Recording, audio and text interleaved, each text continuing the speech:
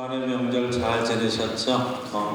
감사드리고 명절에 정말 설 명절에 우리 기독교인들이 제사를 안 지내잖아요. 차례를 안 지내잖아요. 추도 예배를 드리는 그런 가운데 있기도 합니다만은 사실은 제사에 대한 이야기를 많이 생각하게 해요.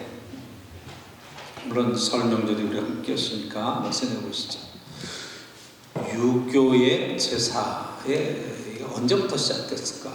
공자에게 그 제자가 하나가 물었답니다.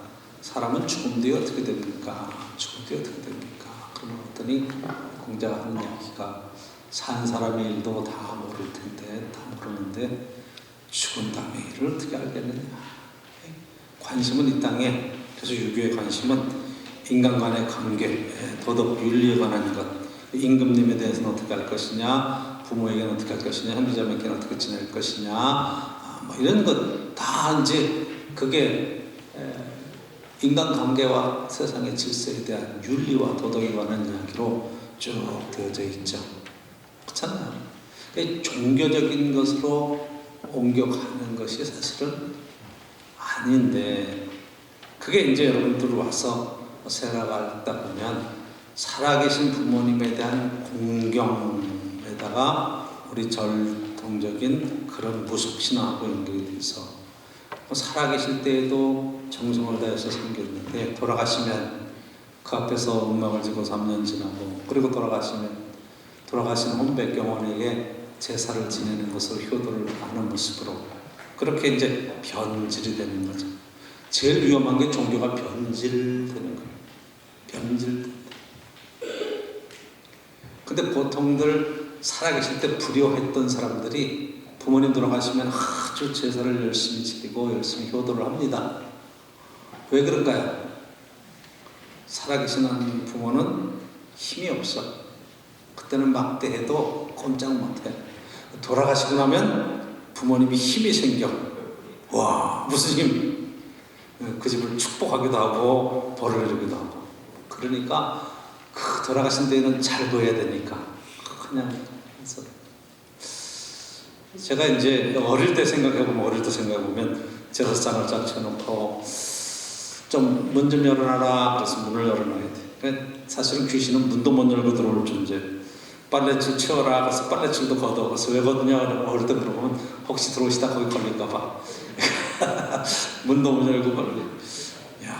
그렇게 해서 제사 지내면 이제 밥을 떠놓잖아요. 이제 그래가지고 이제 그 매라고 그래가지고 거기다 이제 숟갈 꽂아놓고 이렇게 하잖아요. 떠가지고 막 말아드립니다. 이제. 그럼 물어봐요. 제가 어렸을 때 아버님께 물어봅니다. 아니 왜 혼자 와서 이렇게 드시질 못해요? 혼자 와서 귀신으로 막 숟가락이 갔다 하면서 막 없어져야 되는데 그대로 있잖아요. 그래서 물어봐 어린 심장에. 그러면 그래도 다 와서 먹고 가시는 거야. 또 물어보죠. 하나도 안 없어지는데요. 그랬더니 그래도 밥 기운은 다 빠진 거야. 그래서 저 밥 먹으면 배도 안 불러. 그래서 진짜 밥 먹으면 배 안 불러요? 제사 끝나고 먹으면 배 부르지. 그쵸? 그러니까 그렇게 그냥 어떻게 하면 그 조상을 잘 섬겨서 복을 받을까, 그런 거죠. 근데 여러분, 제사의 정말 핵심적인 내용은 부모님들, 조상들의 그러한 인생에 살아온 여정과 그 정신을 후손들에게 어떻게 가르쳐 주느냐, 이게 중요합니다. 여기 지금 성경에 우리가 신명기에서 보면 자녀들에게 부지런히 가르치라고 얘기할 때 유월절을 지키고 장막절을 지키고 절기를 지키면서 그들이 바깥에서 일주일 동안 텐트 안에서 생활할 때 아이들이 묻는 거예요. 왜 따뜻한 집 놔두고 왜 텐트에서 불편하게 살아야 돼요? 그럼 얘기하는 거예요. 그때 가르치라는 내용이 뭐냐면 우리 조상들이 옛날에 애굽에서 종살이 할 때 하나님께서 우리를 구원해내셔서 이 좋은 땅으로 들어오게 하셨고 여기까지 되신 하나님의 은혜에 대한 쭉 설명을 하라는 거예요. 그게 신앙 교육이에요. 여러분들이 설날 맞아서 식구들이 다 모였어요. 출가했던 아이들이 다 나왔어요. 그럴 때 여러분들이 가문에 대한, 가족에 대한 이야기를 사실은 해줘야 돼요. 우리 신앙생활은 할아버지 때서부터 시작했는데 그때는 어떻게 했고 그분들이 어떻게 신앙생활 해왔고 어떻게 하나님이 우리 가운데 인도해 주셔서 내가 오늘까지 살아오는 동안에 하나님의 참 선하신 인도하심과 축복이 어땠다 하는 그런 때 신앙교육을 사실 해야 돼요. 사실 잘 못하잖아. 제사만 지내. 우리 기독교에서는 추도 예배라고 해서 또 모여서 함께 설에 예배 잠깐 드리고 그냥 뭐 각자 알아서 사는. 그러니까 가족의 근거에 대한 이야기, 이 근원이 우리가 살고 있는 삶의 근본의 출발이 하나님께로부터 있습니다 하는, 하나님께서 우리 가정에 이런 축복을 주시고 이렇게 인도해 주셨습니다 하는 이야기를 이렇게 함께 모였을 때 해줘야 그게 의미가 있는 거라고 생각이. 거기서 질문도 하고 대답도 해주고. 오늘 본문에서 보면 여러분 다윗 왕이 아들 솔로몬에게 유언하는 내용이에요. 그쵸? 자, 우리가 이 주일 설교를 통해서 보면 하나님 앞에 사무엘을 통해서 기름 부음을 받고 그 어린 다윗이 여러분 골리앗과의 전투에 나가서 승리하면서 그 이름이 쫙 올라갔던 어린 시절의 모습부터 쭉 여러분들이 그 평생 살아오는 가정들을 몇 시간 걸쳐 쭉 봤어요. 이게 지금 왕위에 올라간 지 여러분 유다에서 7년 반 북왕국 이전에 통합해서 33년, 40년 동안 왕위를 다스리는 거예요. 그 40년 동안 다스리고 지금 이 왕위를 아들 솔로몬에게 넘겨줬는데 오늘 2장을 읽어서 그렇지 1장을 읽어보면 거기에 정말 궁중 안에서 치열하게 왕위 다툼이 어떻게 일어나느냐, 암놈서부터 시작해서 압살롬서부터 시작해서 쭉 이게 왕위 다툼이 어떻게 일어나느냐 하는 것은 형 아도니아가 왕권을 각 잡고 있을 때 그 뒤에서 어떻게 작전을 써서 지금 나단과 함께 왕위를 솔로몬이 바스바가 가져오느냐 하는 이야기들이 사실 쭉 궁중 4명에 대한 이야기가 나와요.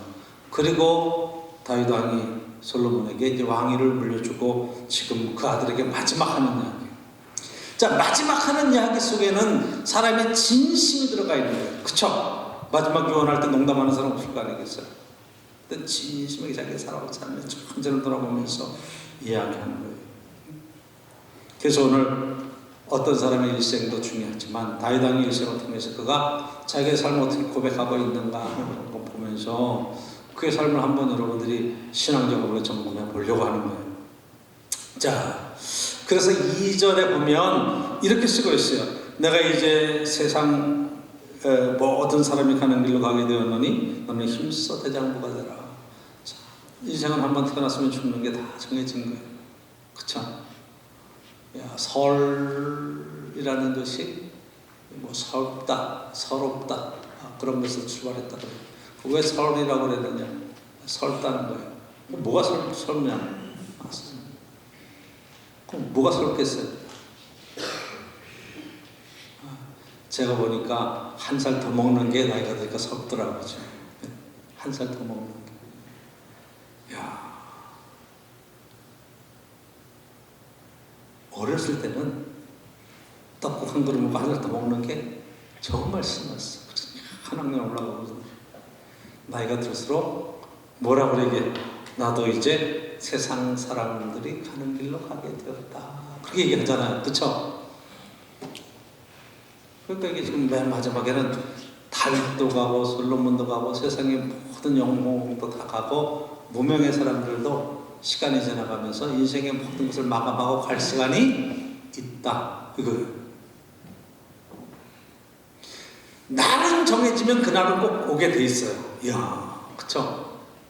여러분 2002년 5월 할 때 얼마나 기다렸어요. 2000년이 지나고 2020년을 저희와 여러분들이 살 줄 누가 알았겠어요? 2020년 살고 있잖아요. 제가 2025년에 은퇴를 해요. 뭐 은퇴한 목사님도 계시지만 그 2025년이 오겠어요, 안 오겠어요? 와요. 근데 요즘 지나가는 거 보니까 1년이 후딱후딱 지나가가지고 금방금방 가는 것 같아요. 여러분들도 60, 70 금방 와요. 70 지나가면 80, 90. 야, 저는 90 살면 오래 사는 줄 알았어.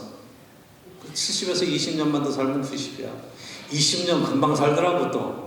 50에서 70되는, 제가 이게 언제 50에 왔다가 지금 70되는 걸 보면 금방 가는 거예요. 세월이 그렇게 넉넉하고 막 하는 것 같아도 인생을 돌아보면 지나간 시간은 엄청 빨리 지나. 다윗이 지금 40년의 왕위를 마감하면서 세상 사람들이 가는 길로 간다. 너는 힘써 대장부가 되라 하는 게 첫 번째 부탁이고, 두 번째 뭐라고 얘기하는 거 아니? 3절에 이렇게 쓰고 있어요. 네 하나님 여호와의 명령을 지켜 그 길로 행하여 그 율법과 계명과 율례와 증거를 모세일법에 기록된 대로 지켜라. 그러면 내가 무엇을 하든지 어디로 가든지 형통할지. 이 3절이 굉장히 중요해요. 뭐 하라는 거예요? 하나님 말씀대로 살아라. 계명대로 율법대로 모세에 기록된 말씀대로 살아야 된다. 전제예요. 그렇죠? 그러면 어디로 가든지 형통할 것이다. 이 이야기는 솔로몬에게만 해당될까요? 저와 여러분 모두에게 해당되는 거예요. 할렐루야. 그렇죠? 세상 사는 모든 사람이 하나님 말씀대로만 살면, 하나님 말씀대로 살면 어디에 가든지 뭘 하든지 다 형통할 거다. 이게 성경의 전체적인 내용의 핵심이에요. 말씀대로만 살아. 하나님이 책임져 주신다. 보장해 주신다. 신명기 28장에 뭐라고 그래요? 이 말씀을 듣고 순종하고 그 말씀을 청종하면 네가 어디로 가든지 형통하리라. 그러면서 뭐라고 그래요? 들에서도 복을 받고 집에서도 복을 받고 떡방지 복을 받고 우양에 복을 받고 다 복받는 얘기 하잖아요. 그렇죠? 머리가 될전정 꼬리가 되지 아니하고서, 이 얘기는 이 말씀대로 순종하고 이 말씀대로 살아가면, 말씀대로 순종하지 않고 불순종하면 저주가 내게 임하리라. 그런 얘기 하잖아요. 누구에게나 다 통용되는 이야기. 그런데 다윗의 일생 속에 다윗의 평생을 살아본 결과 마지막 유언과 같은 이야기는 이 말씀대로 살아야 된다고 하는 이 사실 하나만 딱 가지고 지금 아들에게 힘써 대장부가 돼야 된다. 그런데 그 대장부가 되는 길은 하나님 말씀대로만 살면 하나님이 어디로 가든지 무엇을 하든지 책임지신다. 할렐루야. 여러분들이 하나님 말씀에서 승리해 갈 수 있기를 간절히 축원합니다. 다윗은 정말 하나님께 순수한 사람이었어요. 믿음의 사람이었어요. 다윗의 생애 전체를 보면 이렇게 신앙적으로 열심히 사는 사람이 있을까 싶을 정도로 정말 하나님 말씀 가운데 최선을 다한 삶을 살아갔어요.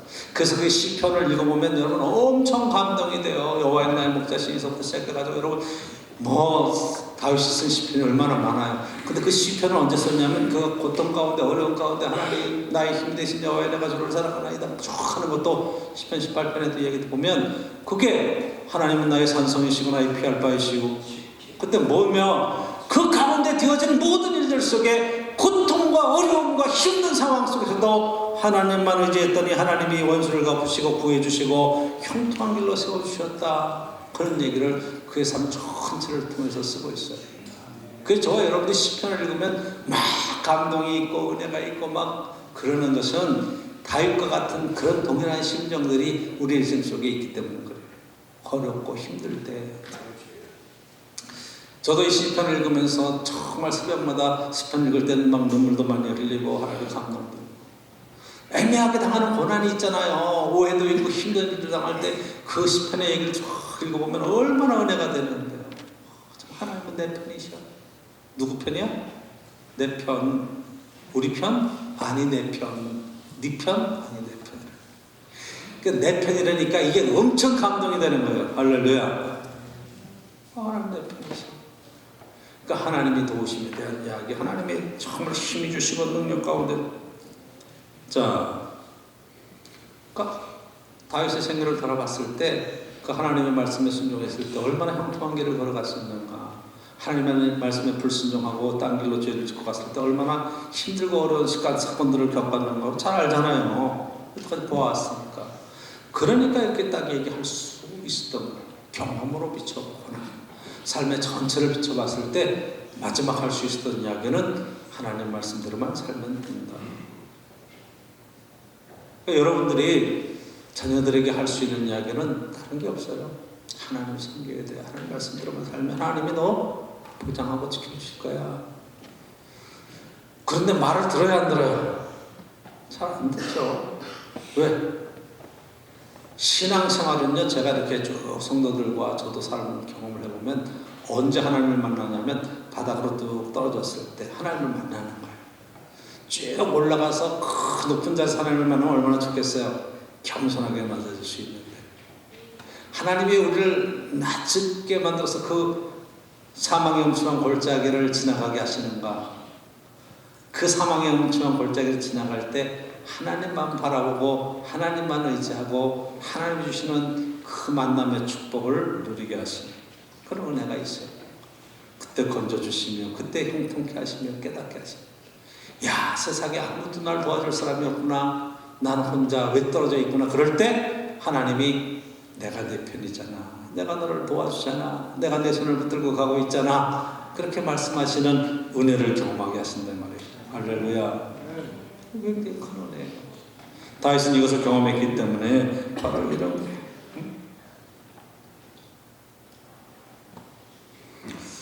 역사서는 바로 이거를 얘기를 하는 거예요. 역사서 우리가 여러분 사무엘상하, 열왕기상하 쭉 읽으면서 보는 것은 이 왕들이 하나님 말씀 가운데 살았을 때 하나님께서 그 나라를 얼마나 번성케 하시고 형통케 하셨는가. 적어도 법과 질서와 원칙이 지켜질 때 그 나라가 얼마나 탄탄한 나라가 되느냐. 법과 질서, 원리와 이 하나님 율법이라고 말하는 것도 계명, 율법, 법률 그렇잖아요. 이게 다 하나님의 법이잖아요. 세상에서도 마찬가지예요. 이 법이 지켜지는 나라가 될 때 그 나라가 얼마나 건강하고 형통해지는가 하는 걸 볼 수 있는 거예요. 법이 지켜지지 않고 불법이 판치고 때가 막 때법이 통하고 자기 욕심대로 하려는 것들이 기승을 부릴 때 사람들의 마음속에는 패배의식이 가득 차버리는 거예요. 이거 우리가 해도 안 되는구나. 세상이 불공평하구나. 그러면 낙심하게 되는 거예요. 포기하게 되는 거죠. 이게 굉장히 슬픈 일이에요. 근데 바로 이제 다윗 왕은 이것을 깨달아서 그의 말년에 마지막 이런 얘기를 하는 거예요. 자, 4절 보십시오. 이렇게 쓰고 있어요. 4절. 여호와께서 내일에 대하여 말씀하시기를 만일 내 자손들이 그들의 길을 삼가 마음을 다하고 성품을 다 진실이 내 앞에 행하면 이스라엘 왕위에 오를 사람이 내게서 끊어지지 않으리라 하신 말씀을 확실히 이루게 하시리라. 하나님을 진실되게 섬기면 내 자손들 속에 왕위에 오를 사람이 끊어지지 않겠다. 이건 맞는 얘기죠. 그렇잖아요. 저 여러분들이 제가 보면 아브라함의 하나님, 이삭의 하나님, 야곱의 하나님, 그래서 제가 사실은 신앙의 첫 때예요. 첫 때. 저부터 신앙생활을 했어요. 그래서 저는 어떻게 생각하면 맨 땅에 헤딩한 흙수저나 마찬가지예요. 애국회자들 세계에서. 네? 그런데 제 딸이 이제 목회를 이렇게 사모가 되고 시작할 때는 제 자녀딸 가면은 지금 사위도 목사들이고 그 제 딸도 목사딸이고 벌써 2대가 되는 거예요. 저희 때보다 훨씬 많은 도움을 얻고 시작하는 거예요. 왜? 아버지가 목회하는 걸 뭐 20년, 30년 계속 보아왔잖아. 그래서 제 딸들이 보면 교인들 상태를 보면 딱들이 얘기해. 아빠, 왜 뭔 일 있어? 그래서 왜 그러면 벌써 안경 선생님 얼굴빛이 안 좋던데 딱 그래요. 기가 막히게 알아. 그걸 알고 목회를 시작하는 거고 그것도 아무것도 모르고 생판 시작하는 거하고는 감이 다르잖아요. 그렇잖아요. 생각해 보세요. 그 전문가의 가정에서 한 대, 두 대, 세 대를 내려가면서 아브라함의 하나님, 이삭의 하나님, 야곱의 하나님으로 내려가서 신앙생활을 한다는 게 얼마나 큰 축복인데, 제가 하나님 말씀에 오늘 붙들고 딱 여러분 생각을 해보면 적어도 3대를 내려가면서 신앙생활하면 그 가정에 하나님 앞에 얼마나 번성하는 가문과 축복의 가문을 이룰까. 성경은 하나님의 약속은 언제나 정확하게 틀림없이 이루어지는 말씀으로 보면 여러분 이 축복의 역사가 분명히 있는 거예요. 그래서 요셉까지 내려가면 4대 가면서 애굽의 총리가 되고 전 세계 영향력이 있는 가문을 만들어냈잖아요. 그렇잖아요. 저는 우리의 신앙생활하는 이 귀한 축복의 역사가 주 안에 꼭 이렇게 세워지는 은혜가 있길 간절히 축원합니다. 내 대에는 참 힘들고 가는 길도 잘 방향도 모르고 애를 쓰고 왔지만 하나님께서 2대 3대 내려가게 하시면서 정말로 큰 영광을 볼 수 있게 하시기를, 정말로 번성하는 가문의 축복을 누릴 수 있게 하시기를 기대하면서 기도할 수 있기를 주의 이름으로 축복합니다. 축원합니다. 적어도 부모님 세대는 그런 복을 못 누렸어. 그래도 내 때 하나님 안에서 바른 믿음의 자리에 세워져서 하나님 말씀 가운데 이 길을 삼가 지키고 마음을 다해서 뜻을 다하고 성품을 다해서 진실하게 하나님 앞에 행해가면서 이 복을 누릴 수 있는 축복이 있어요. 지금 다윗 왕은 솔로몬에게 이 얘기를 하는 거예요. 그러면 우리가 이제 다음 시간에 솔로몬에 관해서 좀 알아볼 수 있긴 하겠지만, 솔로몬은 과연 그런 아버지의 유언을 따라서 제대로 갔느냐? 또 다른 얘기예요. 인생을 살다 보니까 이런 결과. 그리고 또 한 가지 이야기하는 게 5절 이하 이야기, 5절에 거기에 스루야의 아들 요압에 대해 이야기해요. 스루야의 아들 요압이 누구냐? 누이의 아들이에요. 사실은 사촌간이에요. 다윗 왕하고 사촌. 그러니까 지금 솔로몬하고 지금 요압하고는 이렇게 되는. 근데 그 누이의 아들하고 지금 열심히 해서 개국공신이에요. 요압 장군은 개국공신이에요. 그런데 여러분이 9세대와 신세대가 정권 교체하면은 생겨지는 그런 일들이 있죠. 요압 장군 제거하라는 거. 왜? 두 가지 사건 이유를 대서 하는데, 그게 지금 마지막 다윗 왕의 유언은 정적들에 대한 바실레에 대한 포상과 더불어서 시므이라고 8절에 보면 시므이, 다윗 왕이 압살롬에게 쫓겨갈 때 막 와서 막 저주했던 사울의 후손 저주했던 사람인데, 그때는 내가 하나님의 이름으로 용서했지만 그거 용서한다고 용서가 되겠느냐? 나는 용서했지만 너는 그를 제거해라. 그의 백발로 내려가지 못하게 해라. 피를 묻히게 하라는 이야기를 하는 거예요. 백발 피 가운데 스물로 내려가게 하라. 제거하라는 거죠. 그러니까 그런 것과 정력까지 다 얘기를 해요. 그래서 지금 앞부분은 굉장히 은혜롭고 신앙으로 사는 것 같은데 뒤에 가면은 이분이 정치적인 이야기로 쫙 다시 돌아갈 수밖에 없어요. 그래서 다윗 왕의 위대한 신앙에 더불어서 두 번째 우리가 오늘 본문 속에서 또 그의 인생 전체를 통해서 볼 것 같으면 뭐가 문제냐 하면 바로 이 부분이에요. 첫째, 그가 많이 실패했던 시민들하고 이렇게 자유롭게 토론하는 스님도 있고 교수도 있고 목사님도 계시고 여러 가지 그런 부분들이 이렇게 삶은 지혜 있게 나누는 부분들이 있죠. 그게 고민 상담을 많이 해요. 그런데 그 사람들이 상담을 쭉 할 때 내용들을 보면 인생의 모든 부분들을 다 겪어봤겠어요? 예를 들어서 신부님이에요. 캐톨릭의 신부님이 신앙 상담을 합니다. 가정 상담을 하죠. 이번에 명절에 시댁에 가서 일하는데 남편은 누워있고 도움이 안 되고 시댁에 가면 나 혼자 갔다 막 얘기를 해요. 그러면 신부님이 딱 얘기를 해줍니다. 그 신부님이 시댁을 알아, 남편이 누워있는 걸 알아, 뭘 알겠어? 고부간의 갈등을 신부님이 어떻게 알겠어요?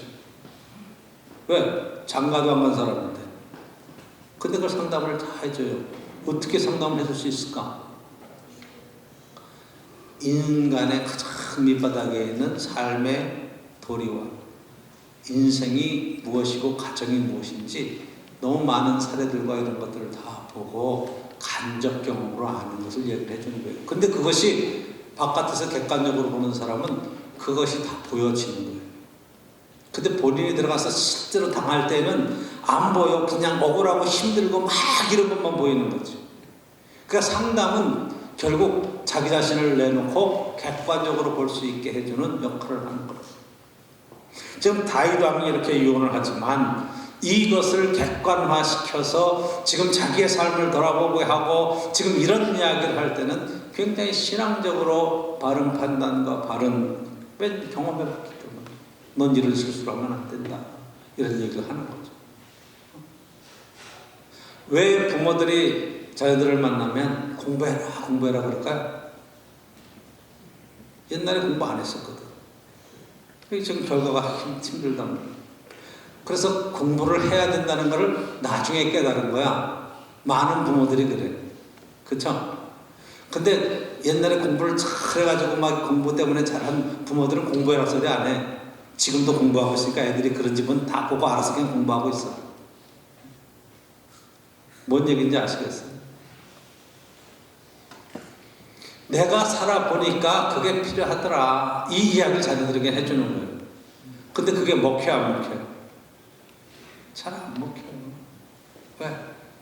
삶에서 모범을 보이는 게 중요한데 말로 교육하는 게 아니라 말로 하는 게. 마지막 유언과 같은 이야기죠. 사실은 다윗이 실패했던 것은 그것만이 아니죠. 블레셋으로 피난을 가서 거기에서 약탈해가지고 그것으로 막 유대 장로들에게 갖다 주기도 하고 블레셋 왕에게 뇌물로 바치기도 하고 그런 여러 가지 상황들을 알고 있어요. 우리들. 성경에 그런 얘기들이 나와 있으니까 그게 얼마나 심각한지. 왜 그랬을까 보면 사울 왕에게는 사무엘과 같은 훌륭한 영적인 지도자가 있어서 잘못했을 때 와서 야단치고 꾸짖었던 그런 일들이 쭉 나와요. 근데 사무엘이 죽고 다윗이 왕이 됐을 때는 그 국부와 같은 그 사무엘서에 나오는 그 하나님 안에서 하나님 말씀으로 훈련시키고 세워가려고 하는 그런 지도자를 만나지 못했어요. 그냥 다윗 옆에서 마음대로 하십시오. 그런 생각대로 하시면 하나님 복 주실 겁니다. 이러한 사람들만 있지 하나님 말씀으로 정확하게 집어서 왕이 지금 뭘 잘못하고 있는지 가르칠 수 있는 교사가 없었어요. 그래서 다윗 왕은 그래서 많은 부분 속에 시행착오가 많았던 사람이에요.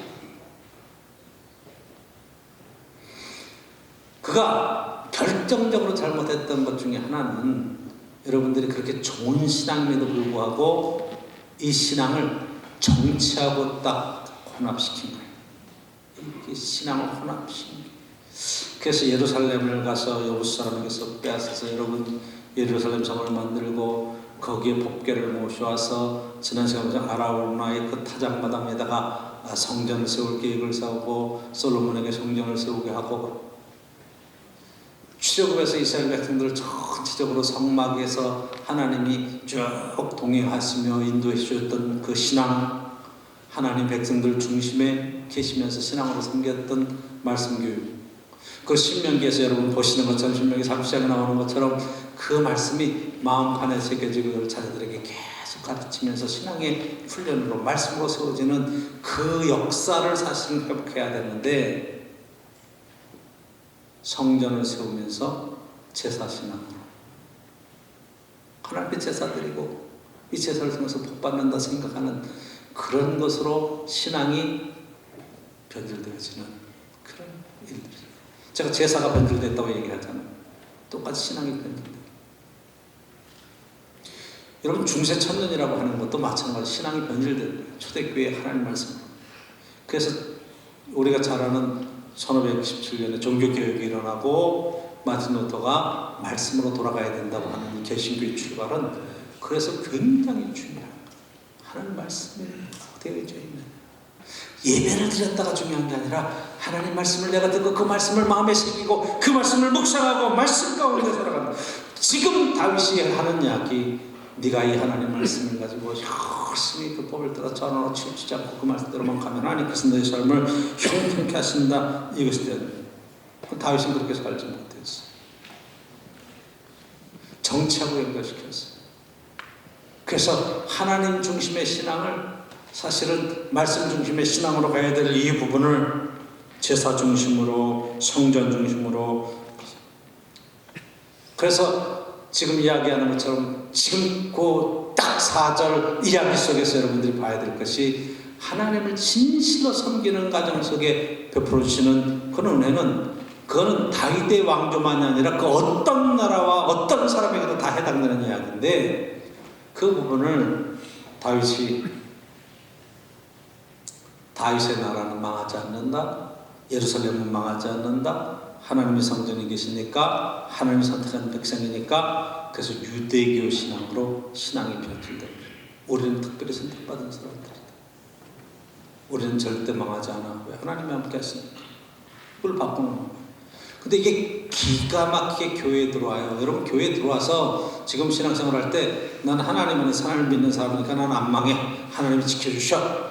굉장히 이게 적극적인 신앙이고 좋은 것 같은데, 그리고 그러면 세상에 나가서 하나님 말씀대로 정말 순종하고 살아가며 하나님의 뜻을 이루려고 사는 그런 삶의 기준이 내 속에 있느냐? 딴 얘기예요.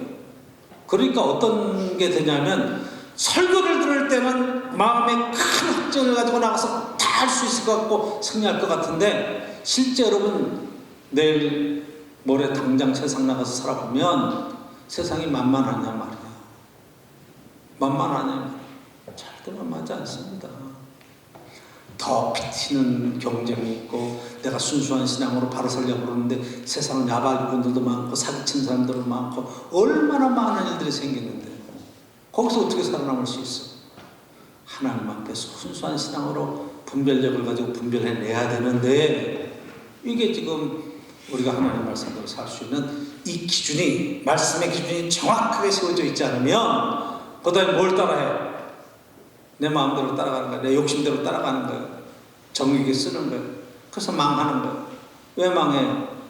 내 생각대로 세상이 돌아가요? 안 돌아가죠. 여기에 참 문제가 있어요. 이게 교묘하게 오늘 우리의 마음속에 들어와 있어요. 하나님은 내 편이셔. 나를 도와주셔. 상대편은 뭐예요? 저 사람 교회도 안 다녀. 나를 막 반대하고 있어. 그러면 상대방은 뭐예요? 적이 되는 거죠. 그쵸? 신앙적인 용어는 뭐예요? 사탄이 되는 거. 세상은 사탄의 아래 가운데 있는 거. 아니, 세상도 하나님의 지배하심 속에 있고 하나님의 품 안에 있는 거예요. 여러분들이 이 생각을 바꿔놓지 않으면 세상 속에서 하나님의 뜻을 이루며 산다는 것이 영적인 전쟁이라고만 얘기하는 거예요. 싸워서 이겨야 되고, 싸워서 다 물리쳐야 되고, 다 죽여버려야 되고, 이렇게 나가는 거예요. 아니, 그렇지 않아요. 세상 속에서 하나님의 나라로 이끌어 가는 거예요. 그쵸? 남편이 사탄이에요? 남편이 사탄이에요? 아내가 사탄이에요? 아니, 그런 거 아니에요. 사랑하는 사람인데 아직 좀 믿음이 부족하고 깨달음이 부족한 거예요. 사랑해야 되고 섬겨야 될, 함께 평생 같이 가야 될 귀중한 신앙의 동지죠. 친구죠. 그쵸? 처음엔 출발할 때는 사랑한다 그러고 애인이라고 출발해 또 인생을 쭉 살아보니까 이제 60, 70 가면 사랑한다는 말보다는 뭘 해? 여보 등 긁어줘. 그러죠. 친구처럼 그냥 같이 사는 거죠. 그렇잖아요. 그때도 저 평생 왼수와 내가 이렇게 살았어. 저거 하나님 뭐 하시나 저거 안 들어가고 이러고 있으면요. 그때 뭐가 되는 거야? 같이 못 살아. 그동안 오래했는데 갈라서 이렇게 되는 거예요. 얼마나 위험한 건지 아시죠? 함께 평생 신앙으로 같이 갈 수 있어요. 할렐루야.